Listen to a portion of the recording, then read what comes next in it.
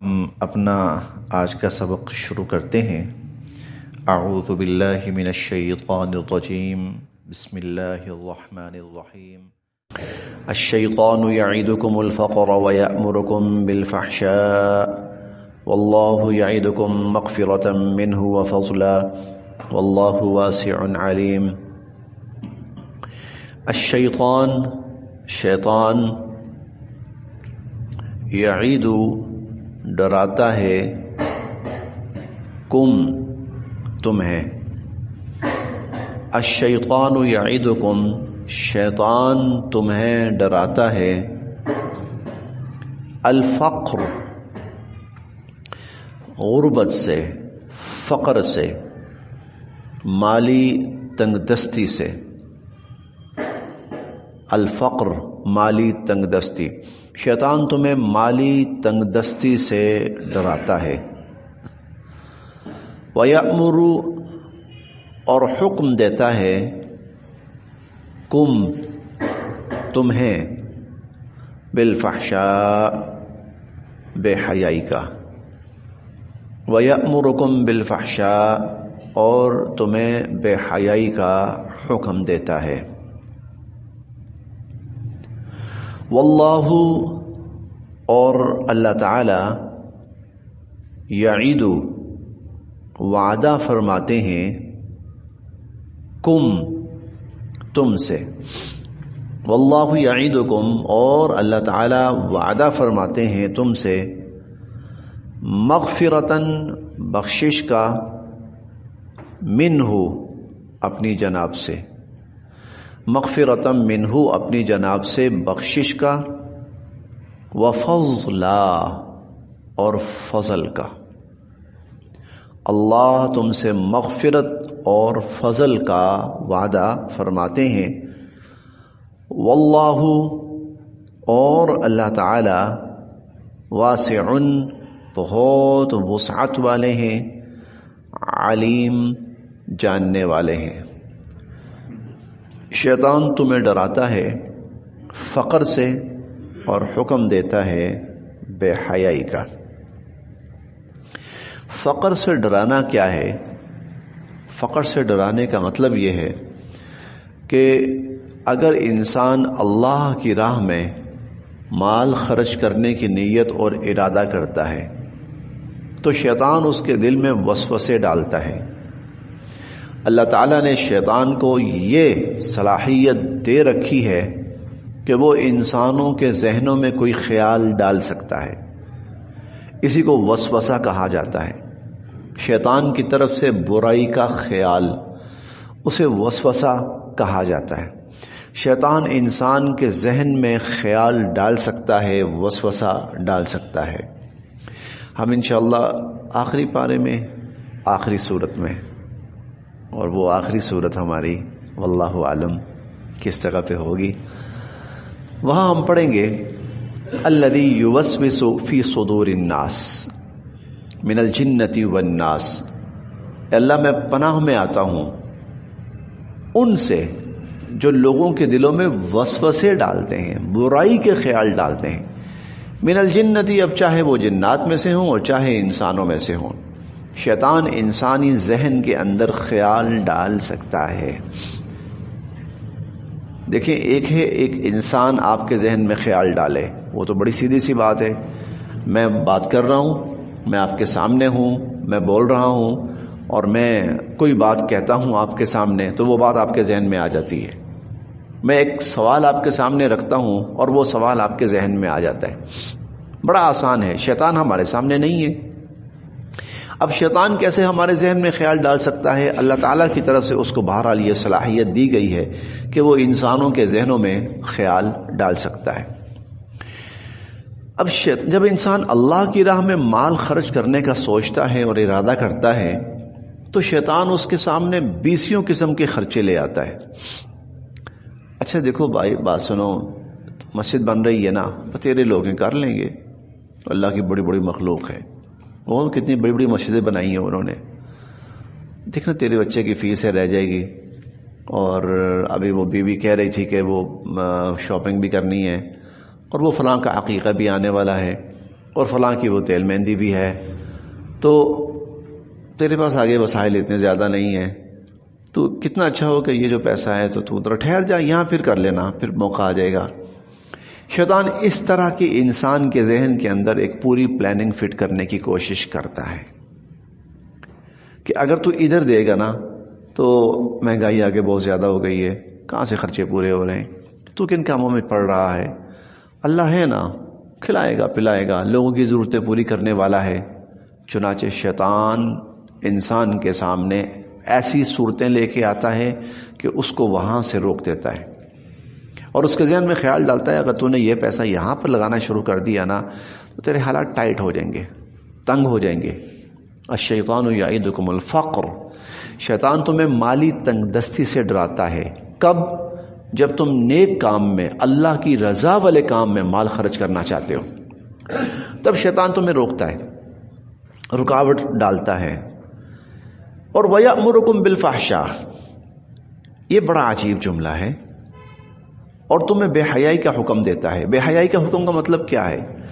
جہاں غلط کام ہو نا تو شیطان ایسی ایسی تعویلیں لے کے آتا ہے، کر لگا یہاں مال، یہی موقع ہے لوگوں کو دکھانے کا، لوگوں کو پتہ چل جائے کہ تیری کیا حیثیت ہے معاشرے میں، تیرے بچے سمجھتے ہیں کہ تو کچھ بھی نہیں ہے، یہ موقع ہے تو بچوں کو دکھا کہ تو کیا کچھ ہے۔ تیری وہ فلاں بہن بھائی وہ تجھے بڑے کمتر سمجھتے ہیں، اب موقع ہے تو ان کو دکھا۔ شیطان، اور وہ جو موقع ہے نا اس میں گناہ ہے، برائی ہے، بے حیائی ہے، گناہ ہے، برائی ہے، بے حیائی ہے، لیکن شیطان ترغیبیں دیتا ہے۔ تم نے ایڈورٹائزمنٹ کرنی ہے نا تو یہ گو کہ تھوڑا سا ایکسپینسو ہے، تھوڑا سا یہ، لیکن لوگوں کی اٹریکشن بڑی ہے اس میں، حالانکہ وہ گناہ ہے، وہ بے حیائی ہے، لیکن شیطان وہاں انسان کو لگا رہا ہے۔ کوئی نہیں یہاں 4 پیسہ لگائے گا تو 8 آئے گا، 10 لگائے گا تو 20 آئے گا۔ وَيَأْمُرُكُمْ بِالْفَحْشَاءِ، اور تمہیں بے حیائی کا حکم دیتا ہے، تمہیں غلط کام میں مال خرچ کرنے کی ترغیب دیتا ہے، برائی کے کام میں مال خرچ کرنے کی ترغیب دیتا ہے، بے حیائی کے کام میں مال خرچ کرنے کی ترغیب دیتا ہے۔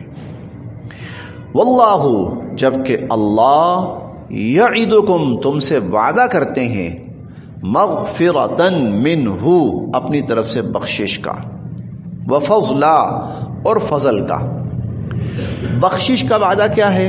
کہ تم جو مال میری راہ میں خرچ کرو گے، نمبر 1 میں تمہارے گناہ بخش دوں گا اس کی برکت سے۔ یہ اللہ تعالیٰ فرماتے ہیں میں وعدہ کرتا ہوں، یہ اللہ تعالیٰ کا وعدہ ہے، اور یہ وعدہ 20 جگہ ہم پڑھیں گے۔ اور ہم پہلے پارے میں پڑھ کے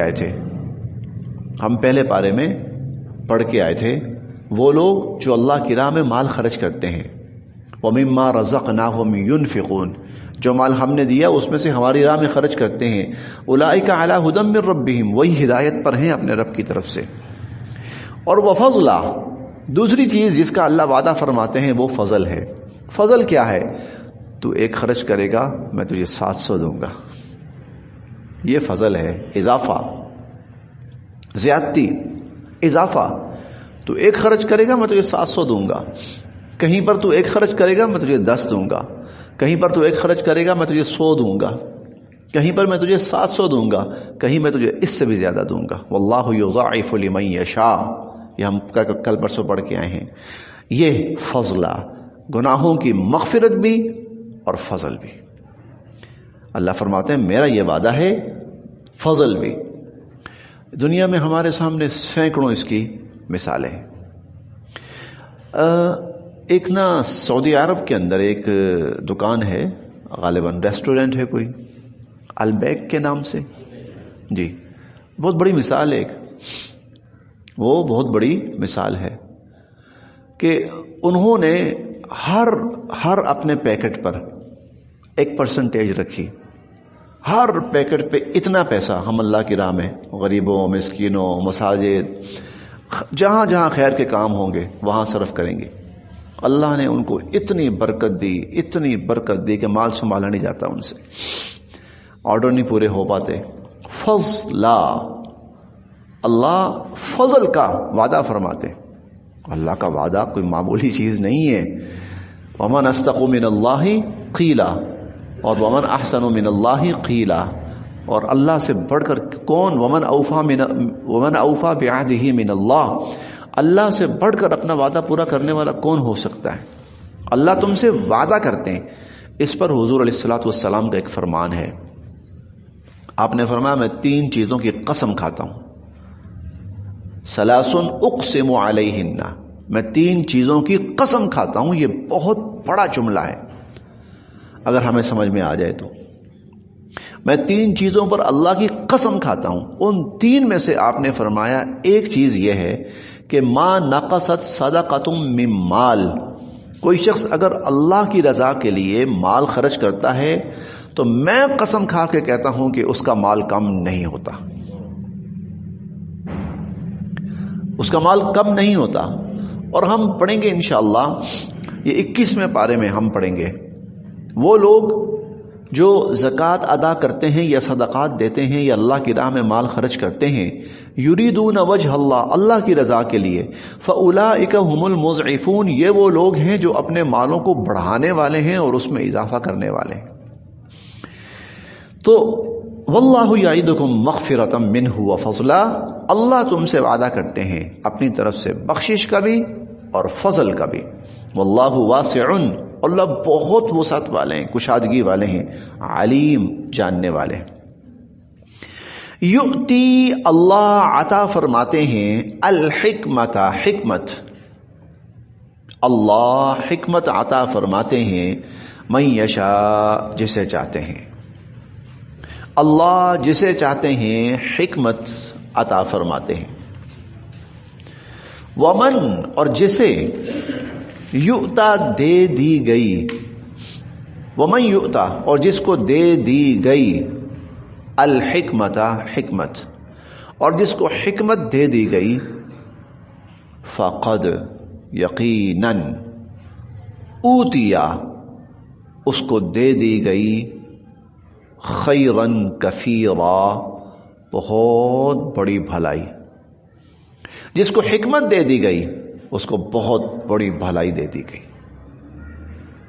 وما، اور نہیں، یذکروا، نصیحت حاصل کرتے، الا، مگر، اولو الالباب، عقل والے ہی. وما یذکر الا اولو الالباب، اور عقل والے ہی نصیحت حاصل کرتے ہیں. اللہ جسے چاہتے ہیں حکمت عطا فرماتے ہیں، اور جس کو حکمت دے دی گئی اس کو بہت بڑی خیر دے دی گئی. حکمت کیا ہے؟ ویسے تو حکمت کا لفظی معنی ہوتا ہے دانائی، فہم و فراست، عقل مندی، سمجھداری. یہاں پر حکمت کا مطلب کیا ہے؟ جس بندے کو یہ سمجھ آ جائے کہاں میں نے مال خرچ کرنا اور کہاں نہیں کرنا، کہاں مال خرچ کرنا ہے اور کہاں نہیں کرنا. حضور علیہ الصلوۃ والسلام کا بڑا عجیب فرمان ہے. آپ کا فرمان ہے کچھ وہ لوگ ہوتے ہیں جو مال پر مسلط ہوتے ہیں، اور کچھ وہ لوگ ہوتے ہیں مال جن پہ مسلط ہوتا ہے. وہ مال آ جاتا ہے، ان کو سمجھ نہیں آتی کیا کرے، الٹے سیدھے کام، غلط کام، شور شرابہ، بدتمیزی، اور اپنے آپ کو شو آف کرانا بہت زیادہ. یہ وہ لوگ ہیں جن کے اوپر مال مسلط ہو جاتا ہے. مال ان کو گمراہیوں کی طرف لے کے جاتا ہے، برائیوں کی طرف لے کے جاتا ہے. کچھ لوگ وہ ہوتے ہیں جو مال پر مسلط ہوتے ہیں. مال پر مسلط ہونے کا مطلب کیا ہے کہ وہ اپنے پورے ارادے اور اختیار اور سمجھ بوجھ کے ساتھ مال خرچ کرتے ہیں. یہ نہیں کہ 4 پیسے آئے تو اب سمجھ نہیں آئی کہ کریں تو کیا کریں. اب حکمت کیا ہے کہ جس بندے کو یہ سمجھ آ جائے کہ کہاں مال خرچ کرنا ہے اور کہاں خرچ نہیں کرنا. جس کو یہ سمجھ آ جائے، یہ بہت بڑی بات ہے. ہم دنیا کی خاطر، لوگوں کی خاطر، معاشرے کی خاطر بہت سی جگہوں پر لوگ کیا کہیں گے، لوگ کیا کہیں گے، لوگ کیا کہیں گے، لوگ کیا کہیں گے، اور لوگ کسی حال میں راضی نہیں ہوتے. حکمت جس کو یہ سمجھ آ جائے کہ کہاں مال خرچ کرنا ہے اور کہاں نہیں کرنا. جہاں اللہ راضی ہوں گے وہاں خرچ کرنا ہے، اور جہاں اللہ راضی نہیں ہوں گے وہاں خرچ نہیں کرنا. یہ حکمت ہے، یہ حکمت ہے۔ آج کی بہت بڑی انسانی کمزوری ہے، آج کی بہت بڑی انسانی خامی اور کمزوری یہ ہے کہ وہ اپنے مال کا بڑا حصہ وہاں خرچ کر رہا ہے جہاں اس کو خرچ نہیں کرنا چاہیے۔ چند دن پہلے میں ایک چھوٹا سا کلپ سن رہا تھا، غالباً مولانا تقی عثمانی صاحب کا تھا، بڑی ہی انہوں نے نصیحت آموز بات کہی۔ فرمانے لگے کہ روزانہ رات کو بیٹھ کر نہ حساب کرو، حساب یہ کرو آج میں نے جہاں جہاں پیسہ خرچ کیا ہے ان میں سے کتنی جگہ وہ تھی جو واقعتاً پیسہ خرچ کرنے کی تھیں، اور کتنی جگہ وہ تھیں کہ جو میں نے کسی بلا وجہ مال خرچ کیا۔ فرمانے لگے ایک مہینہ یہ روٹین رکھو، تمہارے اخراجات جو ہوں گے نا، اخراجات وہ سمٹ کر اتنے سے رہ جائیں گے۔ پتہ لگے گا کہ ہم تو فضول جگہوں پر مال خرچ کرتے جا رہے ہیں، بلا وجہ خرچ کرتے جا رہے ہیں، کوئی ضرورت نہیں تھی یہاں مال خرچ کرنے کی۔ اور بعد میں انسان کو فیل ہو جاتا ہے کہ کیا ملا مجھے یہاں مال خرچ کر کے، کیا ملا مجھے یہاں پر پیسہ لگا کر اور پیسہ خرچ کر کے۔ تو فرماتے ہیں ایک مہینہ تک آبزرو کرو اپنے آپ کو، روزانہ حساب کتاب کرو، مہینے کے بعد دیکھو اخراجات سمٹ کر پتہ لگے گا ہماری آمدنی کا بہت بڑا حصہ وہ غیر ضروری جگہوں پہ جا رہا ہے۔ یؤتی الحکمت من یشاء، اللہ جس کو چاہتے ہیں حکمت عطا فرماتے ہیں۔ ومن یؤت الحکمہ، جس کو حکمت دے دی گئی، فقد اوتی خیرا کثیرا، اس کو بہت بڑی خیر دے دی گئی۔ وما یذکر الا اولو الالباب، اور عقل والے ہی نصیحت حاصل کرتے ہیں۔ وما، اور جو انفقتم، تم خرچ کرو گے، من سے نفقہ، کوئی بھی خرچ کی چیز، وما انفقتم من نفقہ، اور تم جو بھی کوئی چیز خرچ کرو گے، کوئی بھی مال خرچ کرو گے، او یا نظر تم منت مانو گے، من نظر، کوئی بھی منت، عربی میں اس کو نظر کہا جاتا ہے اور اردو میں اس کو منت کہا جاتا ہے۔ منت ماننا، میرا اگر یہ خیر کا کام ہو گیا، اچھائی کا کام ہو گیا تو میں اتنا صدقہ کروں گا، اتنی خیرات کروں گا، کسی زمانے میں ہوتا تھا اتنے غلام آزاد کروں گا۔ تو جو تم مال خرچ کرو اللہ کی راہ میں، یا جو تم منت مانو مال کے خرچ کرنے کی، فَإِنَّ، تو بے شک، اللہ یعلم، اس کو جانتے ہیں۔ فَإِنَّ اللَّهَ يَعْلَمُ، بے شک اللہ اس کو جانتے ہیں۔ یہ بہت بڑی تسلی ہے، جس خدا کے لیے ہم مال خرچ کر رہے ہیں اس خدا کو پتا ہے، وہ واقف ہے، وہ جانتا ہے۔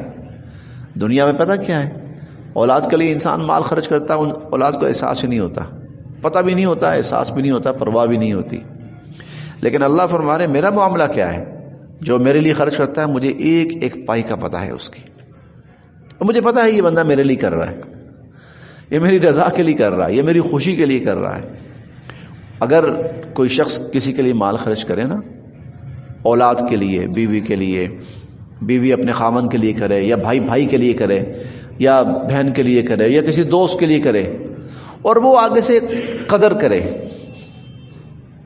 بیٹا کہے ابا جان آپ کا بہت شکریہ، آپ نے یہ میرے اوپر اتنا پیسہ خرچ کیا ہے، میں ایک ایک پیسے پر آپ کا احسان مند ہوں۔ بیوی اپنے خامن سے کہے آپ نے میرے لیے اتنا کچھ کیا، تو خامن کا یا باپ کا یا بھائی کا اتنا دل بڑا ہو جاتا ہے، اس نے قدر کی ہے۔ یہاں کیا معاملہ ہے، یہاں قدر کرنے والے اللہ ہیں۔ اللہ تعالیٰ فرما رہے فَإِنَّ اللَّهَ يَعْلَمُ، تم میرے لیے کر رہے ہو نا، تو مجھے ایک پائی کا پتہ ہے۔ میں ویسے بس اپنے طور پر ایک جملہ کہہ رہا ہوں، اس پہ خدا کہ براہ مہربانی سے کوئی فتویٰ نہ لگائیے گا، صرف میں اپنی طرف سے سمجھانے کے لیے ایک بات کہہ رہا ہوں۔ اللہ تعالیٰ کا انسان کے ساتھ جو معاملہ ہے، یا یہ آیت ہمیں جو کہنا چاہ رہی ہے وہ یہ کہ اللہ ایک طرح سے یوں بھی کہہ رہے ہیں تم دنیا میں میرے لیے جو کچھ بھی خرچ کر رہے ہو نا، قیامت کے دن آ کے اس کا سارا حساب مجھ سے لے لینا، قیامت والے دن آ کے اس کا سارا حساب مجھ سے لے لینا، اور میں تمہیں لکھا ہوا دوں گا، یہ لو نامہ اعمال کے اندر، اور پورا اجر اور پورا صلہ لے لینا مجھ سے سارا حساب جو میرے لیے کیا ہے۔ دنیا میں کوئی نہیں دے سکتا حساب، اولاد کبھی حساب نہیں دے سکتی کہ باپ نے ہمارے لیے کیا کچھ کیا ہے، ماں باپ کبھی حساب نہیں دے سکتے کہ اولاد نے ہمارے لیے کیا کچھ کیا ہے۔ دوست کا حساب نہیں دے سکتا اور کوئی کسی کا حساب نہیں دے سکتا. قیامت کے دن اللہ ہر اپنی مخلوق کو حساب دے گا، حساب لے گا بھی، حساب دے گا بھی. وہ حساب کیا ہے؟ یہ سب میرے لیے کیا. وَمَن يَعْمَلْ مِثْقَالَ ذَرَّةٍ خَيْرًا يَرَهُ، جس نے ذرے کے برابر اللہ کے لیے کوئی اچھا عمل کیا ہوگا قیامت کے دن اللہ اس کو دکھا دیں گے. قیامت کے دن اللہ تعالیٰ اس کو دکھا دیں گے. اس جملے کو براہ مہربانی پازیٹیو ہی لیجئے گا کہ اللہ آپ کو حساب دے گا. ہم بڑی جلدی حساس ہو جاتے ہیں، تو صرف سمجھانا مقصود ہے کہ اللہ کے پاس ہمارا ہر حساب ہوگا. جو ہم نے خیر کا کام کیا اللہ ہمیں اس کو بتائے گا. اللہ یہ دیکھو، 1000 تھا، لاکھ تھا، کروڑ، ارب، خرب، جتنا بھی تھا. فإن اللہ یعلم، اللہ اس کو جانتے ہیں. وما، اور نہیں، للظالمین، ظالموں کا، من انصار، کوئی مددگار. اور ظالموں کا کوئی مددگار نہیں ہوگا. ظالموں سے کون مراد ہے؟ جو اللہ کا دیا ہوا مال اللہ کی نافرمانی میں خرچ کرتے رہے. کل قیامت کے دن کس چیز کا اللہ ان کو اجر دے یا صلہ دے یا بدلہ دے. وما للظالمین من انصار، ظالموں کا کوئی مددگار نہیں ہوگا. بس یہاں تک.